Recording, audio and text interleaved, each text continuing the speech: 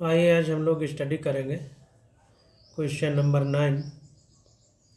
कह रहा है बहुकोशिकीय जीवों में श्रम विभाजन की व्याख्या कीजिए। तो हमें श्रम विभाजन के बारे में बात करना है। जैसे हमारे शरीर में एक श्वसन तंत्र है, एक परिसंचरण रुधिर परिसंचरण तंत्र है, और इसी प्रकार से उत्सर्जन तंत्र है, जनन तंत्र है। तो कोशिकाएं अपना अपना एक स्पेशल अलग से कार्य कर रही हैं। इसी को श्रम विभाजन कहते हैं। तो ये किस प्रकार से हो रहा है? बहुकोशिकीय जीवों में, यानी मल्टी सेल्यूलर जो हमारे ऑर्गेनेल्स हैं, एनिमल प्लांट हैं, उनकी बात हो रही है। तो देखिए कह रहा है कि एक कोशिकीय जीवों में समस्त जैविक क्रियाएं जैसे श्वसन, गति यानी प्रचलन, पोषण यानी न्यूट्रिशन, उत्सर्जन यानी एक्सक्रीशन, जनन यानी रिप्रोडक्शन आदि जीव कोशिका द्वारा ही संपन्न होती है। तो चूंकि एक ही सेल है तो उसी एक सेल के अंतर्गत सारी क्रियाएं होंगी। कराइन में इन कार्यों को संपन्न करने हेतु सामान्यतया विशिष्ट अंगक नहीं होते हैं। इनके लिए कोई स्पेशल ऑर्गेनल्स नहीं होते हैं। कराइन में मान्य कोशिका विभाजन द्वारा ही जनन प्रक्रिया हो जाती है। कुछ एक कोशिकीय जीवों में लैंगिक जनन भी पाया जाता है। कुछ ऐसे एसेल्यूलर या यूनिसेल्यूलर एनिमल्स हैं जिनमें जो है सेक्सुअल रिप्रोडक्शन होता है, बाकी सब में एसेक्सुअल या फिजन द्वारा रिप्रोडक्शन होता है। कह रहा है सरल बहुकोशिकीय जीवों में जैसा स्पंज में विभिन्न जैविक कार्य अलग अलग प्रकार की कोशिकाओं द्वारा संपन्न होते हैं। तो जो सिंपल मल्टी सेल्यूलर ऑर्गेनेल्स हैं या एनिमल्स हैं, उनमें जैसे कि स्पंज में एक एग्जाम्पल दे रहा है कि विभिन्न जैविक कार्य अलग अलग प्रकार की कोशिकाओं द्वारा संपन्न होते हैं। लेकिन आवश्यकता पड़ने पर कोशिका अन्य कार्य भी संपन्न कर सकती है। लेकिन अगर जरूरत पड़ जाए तो अन्य कार्य भी वो कोशिका कर सकती है। कह रहा है इनमें कार्य विभाजन या श्रम विभाजन स्थायी नहीं होता है। इनमें जो कार्य विभाजन है या श्रम विभाजन है वो स्थायी नहीं होता, यानी फिक्स नहीं होता कि ये सेल यही काम करेगी, दूसरा काम भी कर सकती है। संघ सीलेंट्रेटा, लेकिन अगर हम सीलेंट्रेटा की बात करें तो इसके सदस्यों में कोशिका विभिन्न जैविक कार्यों के लिए विशिष्टीकृत हो जाती है। अब सीलेंट्रेटा से क्या होता है कि सेल एक स्पेशल कार्य के लिए ही बनी होती है, वो दूसरा कार्य नहीं कर सकती है, वे अन्य कार्य संपन्न नहीं करती हैं। इसे श्रम विभाजन कहते हैं। तो ध्यान दीजिए,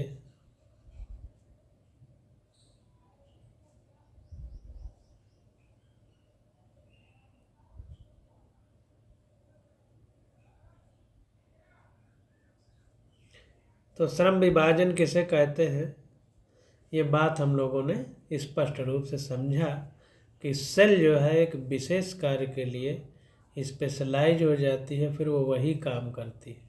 जैसे इसको मोटी भाषा में समझें तो कोई MBBS डॉक्टर है तो सारे मर्जों की दवा दे सकता है, परंतु किसी एक मर्ज में परिपूर्ण नहीं होता। तो इसको हम स्पंज से तुलना करेंगे कि स्पंज की सेल एक स्पेशल कार्य तो करती है लेकिन दूसरे कार्य भी कर सकती है। लेकिन यही MBBS डॉक्टर जब स्पेशलिस्ट बन जाता है तो जिस चीज़ का स्पेशलिस्ट होता है फिर वही दवाई करता है। तो इस प्रकार से कार्य विभाजन को सेल पर हम समझा सकते हैं। तो श्रम विभाजन की परिकल्पना सर्वप्रथम हेनरी मिल्ले एडवर्ड ने प्रस्तुत की। विभिन्न कार्यों को संपन्न करने के लिए कोशिकाएं ऊतक यानी टिश्यू तथा ऊतक तंत्र यानी टिश्यू सिस्टम का निर्माण करती हैं। समान कार्य करने वाली कोशिकाओं में संरचनात्मक समानता पाई जाती है। जो समान कार्य करने वाली कोशिकाएं हैं उनकी संरचनाओं में समानता पाई जाती है। इसका तात्पर्य यह है कि कोशिकाओं में कारकी विभिन्नन या कारकी भिन्नन, इसको फिजियोलॉजिकल डिफरेंशिएशन कहेंगे, के अनुरूप संरचनात्मक और भौतिकीय भिन्नन यानी स्ट्रक्चरल एंड हिस्टोलॉजिकल डिफरेंशिएशन पाया जाता है। तो कार्य में भिन्नता यानी फिजियोलॉजिकल डिफरेंशिएशन, और उसी के अनुसार संरचना में और भौतिकीय भिन्नन यानी स्ट्रक्चरल एंड हिस्टोलॉजिकल डिफरेंशिएशन पाया जाता है। तो ये चीज़ हमने पढ़ी कि सेल में श्रम विभाजन, बहुकोशिकीय जीवों में श्रम विभाजन किस प्रकार से होता है। अब देखिए क्वेश्चन नंबर 10 आ जाता है, कह रहा है कोशिका जीवन की इकाई है, संक्षिप्त में वर्णन करें कि सेल जो है वो यूनिट ऑफ लाइफ कैसे है, जीवन की इकाई कैसे है। तो देखिए कह रहा है कि कोशिका शरीर निर्माण की इकाई ही नहीं बल्कि जीवन की कार्य की इकाई भी है। जीव की सभी क्रियाएं कोशिका में हो रहे कार्यों के समन्वय से होती है। सेल के अंदर कार्य हो रहे हैं, उन्हीं का सामंजस्य रूप हमारा ये पूरा शरीर है, और पूरे शरीर में जितनी कोशिकाएं हैं सब में कुछ न कुछ कार्य हो रहा है। नई कोशिका पूर्व स्थित कोशिका से बनती है। रॉबर्ट बर्चाउ ने बोला था ओमनी सेल्यूला इट सेल्यूला। एक कोशिका से पूर्ण जीव का निर्माण संभव है। एक ही कोशिका से पूरे शरीर का निर्माण संभव है। कोशिका की यह दक्षता टोटिपोटेंसी कहलाती है। एक कोशिका से पूरे शरीर का निर्माण हो जाना, इस क्षमता को हम क्या बोलते हैं? टोटिपोटेंसी बोलते हैं। अब देखिए नए ये शब्द नई एनसीईआरटी में इस चैप्टर में नहीं है। प्रत्येक कोशिका में अनेकों अंगक होते हैं जो कोशिका द्रव्य में रहते हैं। तो जो सेल होती है उसमें बहुत सारे ऑर्गेनेल्स होते हैं जो सेल्यूलर फ्लूइड में पाए जाते हैं या कोशिका द्रव्य में रहते हैं। इनमें हो रहे कार्यों से ही जीव का जीवन चलता है। तो इसी सेल्यूलर फ्लूइड में, कोशिका द्रव्य में जो सेल्यूलर ऑर्गेनेल्स पाए जाते हैं, उन्हीं के कार्य का मिला जुला रूप हमारा जीवन है। अब देखिए क्वेश्चन नंबर 11 देखते हैं। कह रहा है केंद्रक छिद्र क्या है, इनके कार्य बताइए। केंद्रक छिद्र क्या है, इनके कार्य बताइए। यानी न्यूक्लियर पोर जो होते हैं उनके बारे में हमको बताना है। तो देखिए कह रहा है कि केंद्रक के चारों ओर 10 नैनोमीटर से 50 नैनोमीटर मोटी दोहरी केंद्रक कला यानी न्यूक्लियर मेम्ब्रेन होती है। न्यूक्लियस, क्लोरोप्लास्ट, माइटोकॉन्ड्रिया, ये सब हमने पढ़ा था कि दोहरी झिल्ली से घिरे हुए अंगक हैं। दोनों झिल्लियों कलाओं के मध्य स्थान को पेरी केंद्र की स्थान यानी पेरी न्यूक्लियर स्पेस कहते हैं। यह लगभग 100 से 300 एंगस्ट्रॉम चौड़ी होती है। केंद्रक कला पर अनेक सूक्ष्म छिद्र होते हैं। इन्हें केंद्रक छिद्र यानी न्यूक्लियर पोर कहते हैं। तो केंद्रक कला पर अनेक छोटे छोटे छिद्र होते हैं जिनको न्यूक्लियर पोर कहते हैं। प्रत्येक का व्यास लगभग 400 से 1000 एंगस्ट्रॉम होता है। केंद्रक कला का संबंध कोशिका द्रव्य में स्थित अंतःप्रदब्बी जालिका यानी इंडोप्लाज्मिक रेटिकुलम से होता है। तो केंद्रक कला का संबंध कोशिका द्रव्य में स्थित जो इंडोप्लाज्मिक रेटिकुलम है, जिसको हिंदी में अंतःप्रदब्बी जालिका कहते हैं, उससे होता है। अब कार्य देख लेते हैं। तो केंद्रक में निर्मित विभिन्न प्रकार के आरएनए अणु, विशेषकर एमआरएनए यानी मैसेंजर आरएनए, केंद्रक कला छिद्रों से होकर कोशिका द्रव्य में पहुंचते हैं और प्रोटीन संश्लेषण में महत्वपूर्ण भूमिका निभाते हैं। तो कहने का मतलब ये है कि जो केंद्रक में छिद्र पाए जाते हैं उनसे आरएनए और उन आरएनए में से विशेषकर एमआरएनए केंद्रक कला छिद्रों से होकर के सेल्यूलर फ्लूइड में आ जाते हैं और वहाँ प्रोटीन सिंथेसिस की प्रक्रिया को पूर्ण करते हैं। तो ये हमारे इन छिद्रों का मतलब समझ में आया कि छिद्र किस लिए होते हैं। अब देखिए क्या होता है कि क्वेश्चन नंबर 12 देखते हैं। कह रहा है लयनकाय तथा रसधानी दोनों अंतः झिल्ली में संरचनाएं हैं, परंतु कार्य की दृष्टि से ये अलग अलग होते हैं। इस पर टिप्पणी लिखें। तो देखिए, लयनकाय को लाइसोसोम और रसधानी को वैक्यूल बोलते हैं। तो लाइसोसोम और वैक्यूल दोनों अंतः झिल्लीमय स्ट्रक्चर है, यानी इनमें मेम्ब्रेन पाई जाती है, परंतु कार्य की दृष्टि से ये दोनों अलग अलग होते हैं। तो इस पर हमको टिप्पणी लिखना है। तो देखिए, कह रहा है कि लयनकाय यानी लाइसोसोम एकक कला युक्त झिल्ली है जो गाल्गी काय से बनती है। तो वेरी इंपॉर्टेंट है कि जो लाइसोसोम है हमारा, ये एक सेल मेम्ब्रेन इसमें पाई जाती है, और ये बनती कहाँ से है? गोल्गी बॉडी से, यानी गोल्गी काय से बनती है। इसमें हाइड्रोलिटिक विकर होते हैं, जैसे लाइपेज, ऑप्टिएज आदि, जो अम्लीय पीएच में सक्रिय होते हैं। ये बहुत इंपॉर्टेंट है कि हाइड्रोलिटिक एंजाइम पाए जाते हैं लाइसोसोम में, जैसे लाइपेज, ऑप्टिएज आदि, जो कि एसिडिक पीएच में कार्य करते हैं। ये विकर कार्बोहाइड्रेट, प्रोटीन, फैट, न्यूक्लिक अम्ल आदि का पाचन करते हैं। ये काम क्या करते हैं? Carbohydrate, protein, fat, nucleic acid आदि का डाइजेशन करते हैं। रसधानी यानी वैक्यूल कोशिका द्रव्य में उपस्थित थैलीनुमा संरचना है, जो एकक कला टोनोप्लास्ट से घिरी होती है। जो हमारी वैक्यूल है उसमें भी एक ही मेम्ब्रेन पाई जाती है, जिसको टोनोप्लास्ट कहते हैं। इसमें जल उत्सर्जी पदार्थ जो कोशिका के लिए आवश्यक नहीं है तथा कोशिका रस मिलता है। इसमें क्या होता है? पानी भरा रहता है या एक्सक्रीटरी मटेरियल होता है जो कोशिका के लिए जरूरी नहीं है, तथा कोशिका रस भी मिलता है। पौधों में यह कोशिका आयतन का 90% घेर लेती है। अगर हम प्लांट की बात करें तो वैक्यूल पूरी सेल का 90% भाग घेरे रहती है। पौधों में टोनोप्लास्ट आयन तथा अन्य पदार्थों का सांद्रण विभव के विरुद्ध राजधानियों में आना सुनिश्चित करता है। तो पोटेंशियल ग्रेडियंट के विरुद्ध उसमें वैक्यूल के अंदर जो पदार्थ भरे हैं वो आना सुनिश्चित होता है। अतः रसधानी में सांद्रता कोशिका द्रव्य से अधिक होती है। तो जो हमारी वैक्यूल है, यहाँ पर जो कंसंट्रेशन है वो सेल्यूलर फ्लूइड से ज़्यादा होता है। अमीबा में संकुचनशील रसधानी यानी कंट्रैक्टाइल वैक्यूल मिलती है, जो उत्सर्जन का कार्य करती है। तो जो हमारा अमीबा है उसमें कंट्रैक्टाइल वैक्यूल होती है, यानी बार बार सिकुड़ती फैलती रहती है। तो जो अमीबा में बाहर का पानी अंदर इकट्ठा हो जाता है, तो अमीबा फटने न पाए, तो एक किनारे पे खुल करके उस पानी के बैलेंस को बनाए रखती है। यानी यह सिर्फ एक्सक्रीशन का काम ही नहीं करती, बल्कि ऑस्मो रेगुलेशन का भी काम करती है। प्रोटिस्टा के सदस्यों में खाद्य वैक्यूल मिलते हैं, जो खाद्य पदार्थों के निगलने के कारण बनते हैं। और जो हमारे प्रोटिस्टा हैं उनमें जो है फूड वैक्यूल पाई जाती है, जो फूड को इनगल्फ करते हैं यानी निगलते हैं, उसके कारण से फूड वैक्यूल बन जाती है। तो ये चीज़ें निकल के सामने आ गई। अब देखिए, क्वेश्चन नंबर 13 आ जाता है।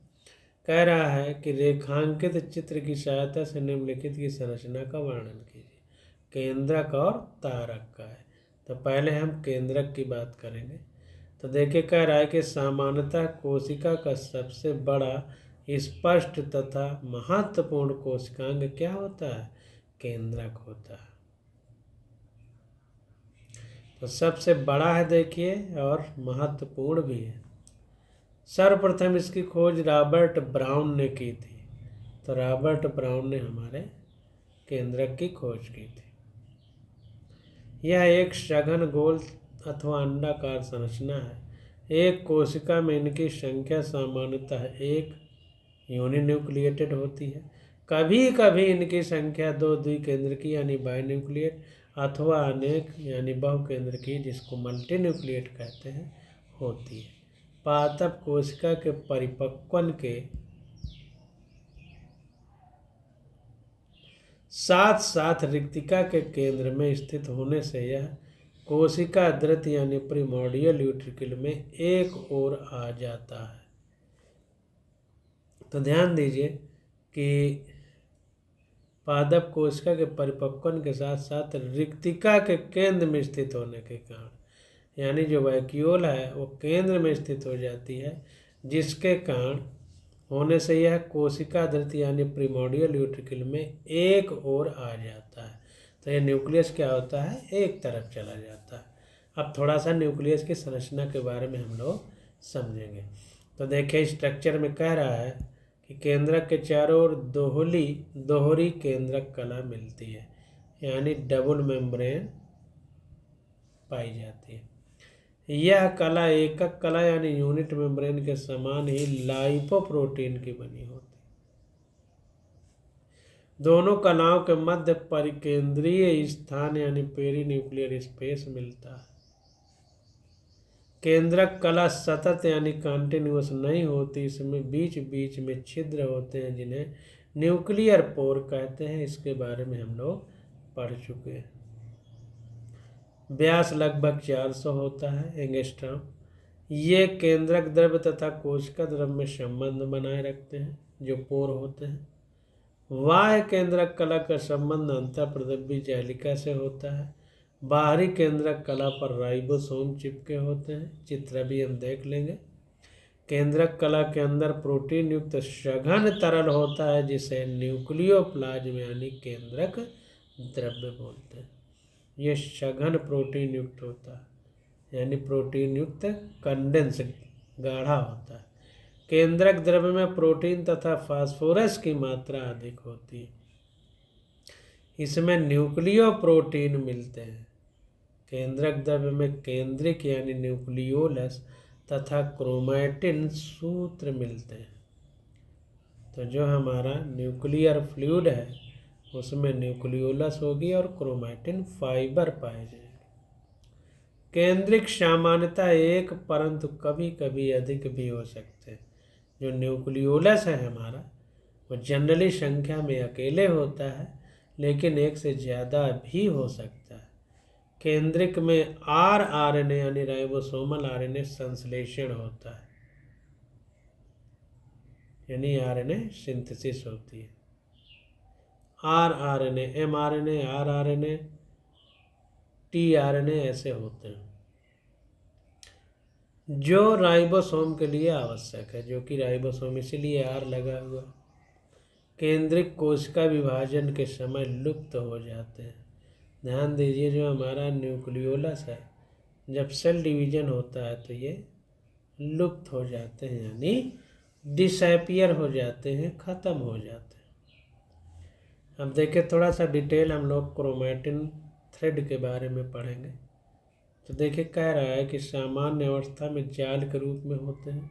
इसका कुछ भाग अभिरंजन में गहरा रंग लेता है जिसे हेटेरोक्रोमैटिन कहते हैं, तथा जो भाग हल्का रंग लेता है उसे यूक्रोमैटिन कहते हैं। तो गहरा रंग जो अभिरंजन में गहरा रंग लेगा उसे हेटेरोक्रोमैटिन, जो हल्का रंग लेगा उसे यूक्रोमैटिन कहते हैं। कोशिका विभाजन के समय ये संघनित होकर गुणसूत्र बनाते हैं। जब सेल का डिवीजन होता है उस समय यही क्रोमैटिन थ्रेड आपस में मिल करके क्रोमोसोम बना लेते हैं। अब देखें फिगर की चर्चा करें तो केंद्रक की संरचना तथा केंद्रक कला की अलग दिखाई गई है। तो देखिए आउटर न्यूक्लियर मेम्ब्रेन है बाहरी केंद्रक कला, ये इनर न्यूक्लियर मेम्ब्रेन है आंतरिक केंद्रक कला, और ये बीच में जो खाली जगह है दोनों मेम्ब्रेन के पेरी न्यूक्लियर स्पेस है, यहाँ पर बड़े में दिखाया गया है। ये अंदर वाली मेम्ब्रेन है, ये बाहर वाली मेम्ब्रेन है। यहाँ पर न्यूक्लियर पोर जो ये छिद्र है उसी को बड़ा करके दिखाया गया। ये न्यूक्लियोलस है यानी केंद्रिक जिसको कहते हैं। ये क्रोमैटिन के धागे पड़े हुए हैं। ये कैरियोसोम है, यहाँ पर ये कैरियो लिम्फ है भरा हुआ है, और हेटेरोक्रोमैटिन यहाँ पर देखिए जो गहरा रंग ले रहे हैं, हल्का रंग लेने वाले यूक्रोमैटिन होते हैं। अब देखिए केंद्रक के कार्य के बारे में चर्चा कर लें। तो केंद्रक के प्रमुख कार्य निम्नलिखित हैं। पहला कार्य है केंद्रक संपूर्ण कोशिका की संरचना, संगठन व कार्यों का नियंत्रण तथा नियमन करता है। तो जो हमारा केंद्रक होता है संपूर्ण कोशिका की संरचना, संगठन व कार्यों का नियंत्रण तथा नियमन करता है। दूसरा पॉइंट है हमारा डीएनए पर उपस्थित संदेहवाहक एमआरएनए के रूप में कोशिका द्रव्य में पाए जाते हैं और वहाँ प्रोटीन के रूप में अनुवादित होते हैं। तो एमआरएनए जो है प्रोटीन सिंथेसिस में हेल्प करता है। ये दूसरा काम हो गया। तीसरा काम प्रोटीन के विभिन्न विकर बनते हैं। प्रोटीन से विभिन्न विकर बनते हैं यानी एंजाइम बनते हैं जो विभिन्न उपापचयी क्रियाओं का नियंत्रण करते हैं, जो मेटाबॉलिज्म का कंट्रोल रखते हैं। कोशिका विभाजन का उत्तरदायित्व केंद्रक पर होता है। जो सेल डिवीजन है उसके लिए मुख्य उत्तरदायित्व किसका होता है? न्यूक्लियस का होता है। अब देखिए अगला पॉइंट कह रहा कोशिका आनुवांशिक पदार्थ डीएनए केंद्रक में मिलता है। संतति में लक्षण इसी के द्वारा पहुंचते हैं, यानी प्रोजेनी में अगली पीढ़ी में जो लक्षण है वो इसी डीएनए के द्वारा पहुंचते हैं। नई संतति में जीन ही लक्षणों को पहुंचाते हैं तथा संगठित स्वरूप प्रदान करते हैं। तो नई संतति में जीन ही लक्षणों को पहुंचाते हैं तथा संगठित स्वरूप प्रदान करते हैं। जो जीन होते हैं वही नई पीढ़ी में लक्षणों को ले जाते हैं तथा संगठित स्वरूप प्रदान करते हैं। अब आ जाता है तारक काय। तो तारक काय को अंग्रेजी में सेंट्रोसोम बोलते हैं। सेंट्रोसोम। तो देखिए कह रहा है कि तारक काय प्रायः जंतु कोशिकाओं में केंद्रक के समीप पाया जाता है। तो जो तारक काय होता है जनरली एनिमल सेल में केंद्रक के समीप पाया जाता है।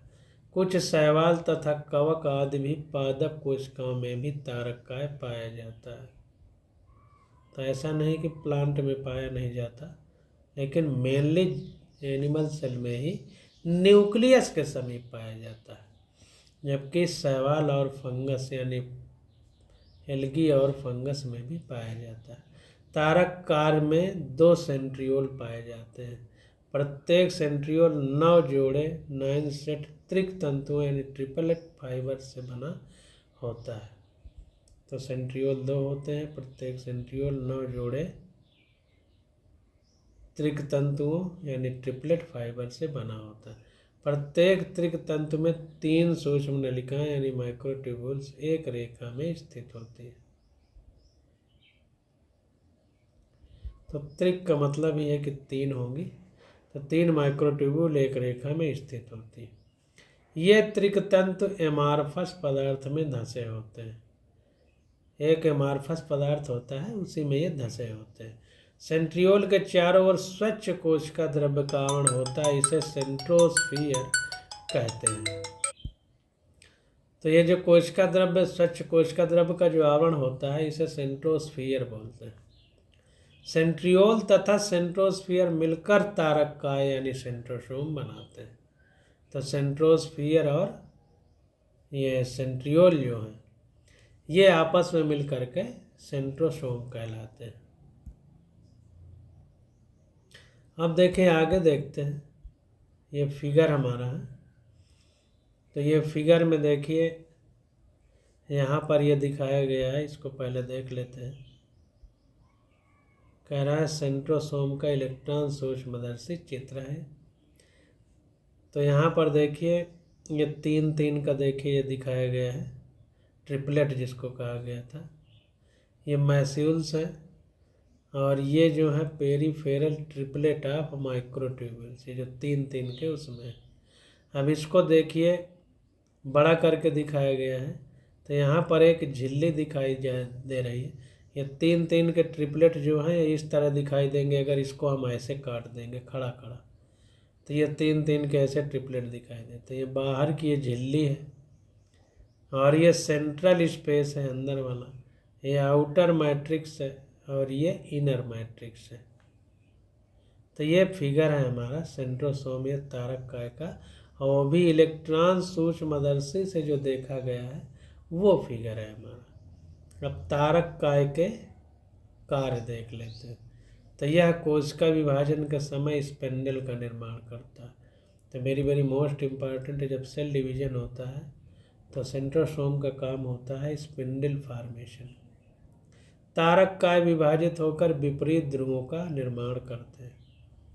सेंट्रोसोम डिवाइड होकर के क्या करते हैं, अपोजिट पोल का निर्माण करते हैं। शुक्राणुओं के निर्माण के समय दोनों सेंट्रियोल में से एक शुक्राणु के अक्षीय तंत्र यानी एक्सियल फिलामेंट का निर्माण करता है।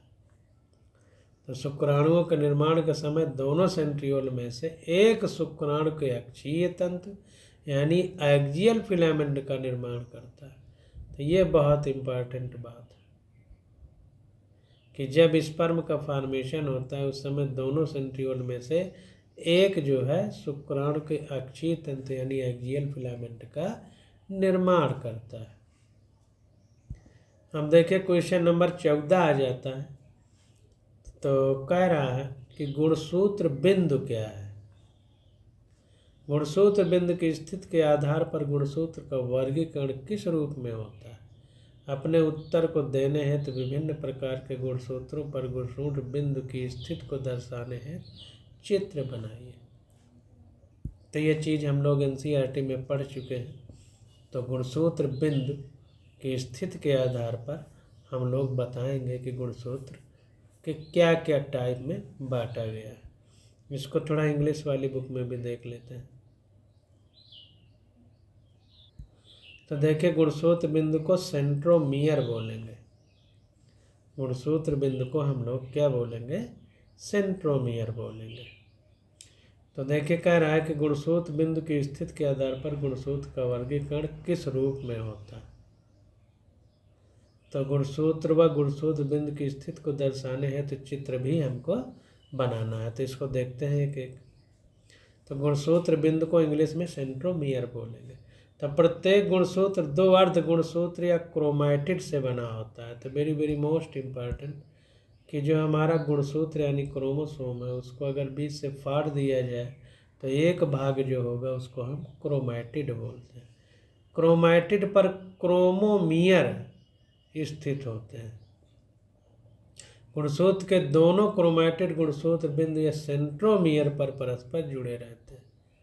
तो कहने का मतलब ये है कि जहाँ पर ये दोनों धागे जुड़े होते हैं क्रोमैटिड के, जिनको मिला के क्रोमोसोम कहते हैं, तो वो बिंदु जहाँ पर जुड़े होंगे उसी को हम सेंट्रोमियर बोलते हैं या गुणसूत्र बिंदु बोलते हैं।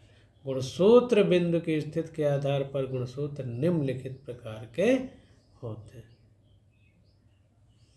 तो पहला है टीलोसेंट्रिक, जैसा कि नाम से पता है टेल, टेल का मतलब पूंछ। तो इसमें गुणसूत्र बिंदु गुणसूत्र के एक ओर स्थित होता है, पूंछ में यानी। दूसरा है एक्रोसेंट्रिक, एक का मतलब अपसेंट। तो इसमें गुणसूत्र का एक भाग बहुत छोटा तथा दूसरा भाग बहुत बड़ा होता है। तो एक भाग एक का मतलब अपसेंट यानी लगभग खत्म जैसा होता है, यानी बहुत छोटा होता है। दूसरा भाग बहुत बड़ा होता है। इसमें गुणसूत्र बिंदु एक सिरे के पास स्थित होता है। तो एक भाग बहुत छोटा यानी सबसे किनारे पर ही स्थित होता है। सब मेटासेंट्रिक यानी उप मध्य केंद्र की, यानी मध्य से थोड़ा एक तरफ इधर उधर। तो इसमें गुणसूत्र बिंदु एक किनारे के पास होता है। इसे गुणसूत्र की दोनों भुजाएं असमान होती हैं। तो दोनों भुजाएं बराबर नहीं होती, यानी मध्य से थोड़ा इधर उधर होता है। अब आ जाता है मध्य केंद्र की, यानी मेटासेंट्रिक। तो मध्य केंद्र की का मतलब होता है कि मध्य में स्थित होता है। तो देखिए कह रहा है इसमें गुणसूत्र बिंदु गुणसूत्र के बीचों बीच स्थित होता है। इसमें गुणसूत्र की दोनों भुजाएं बराबर लंबाई की होती है। तो देखिए फिगर देख लेते हैं। तो यहाँ पर देखिए मेटासेंट्रिक इसमें मध्य में है। ये सब मेटासेंट्रिक मध्य से एक तरफ थोड़ा खिसका हुआ है, चाहे इसको देखिए चाहे इसको। अब एक्रोसेंट्रिक, एक्रोसेंट्रिक में एक किनारे पर यानी थोड़ा पूंछ निकली है हल्के। और टीलोसेंट्रिक मतलब एकदम पूंछ पे एकदम कुछ नहीं बचे। और एक्रोसेंट्रिक में ये सेंट्रोमियर एब्सेंट। तो इस तरह से एसेंट्रिक मतलब सेंट्रोमियर एब्सेंट। तो इस तरह से हम लोग वर्गीकरण करते हैं। अब सेंट्रोमियर के आधार पर गुणसूत्रों के प्रकार। तो जब गुणसूत्र में गुणसूत्र बिंदु यानी सेंट्रोमियर नहीं पाया जाता तो गुणसूत्र को एसेंट्रिक कहते हैं, जैसा ये हमने देख लिया। और जब गुणसूत्र बिंदु की संख्या 2 या अधिक होती है तो इसे डाइसेंट्रिक या पॉलीसेंट्रिक कहते हैं। इन गुणसूत्रों में द्वितीयक संकीर्णन यानी सेकेंडरी कॉन्स्ट्रिक्शन पाया जाता है, यानी 2 जगह संकीर्ण होते हैं यानी सिकुड़े होते हैं। जैसे एक जगह है तो यहाँ पर एक जगह सिकुड़ाहट होगी तो इसको हम सेंट्रोमियर समझेंगे। इस प्रकार के गुणसूत्र को सेट गुणसूत्र यानी सेट क्रोमोसोम कहते हैं। तो अगर सेकेंडरी कॉन्स्ट्रिक्शन पाया जाएगा तो जो गुणसूत्र होगा उसे हम क्या बोलेंगे? सेट क्रोमोसोम, या हिंदी में भी सेट क्रोमोसोम कहेंगे। तो इस प्रकार से सारे क्वेश्चन हम लोगों ने कर लिए। तो आज का लेक्चर यहीं तक। Okay, thank you.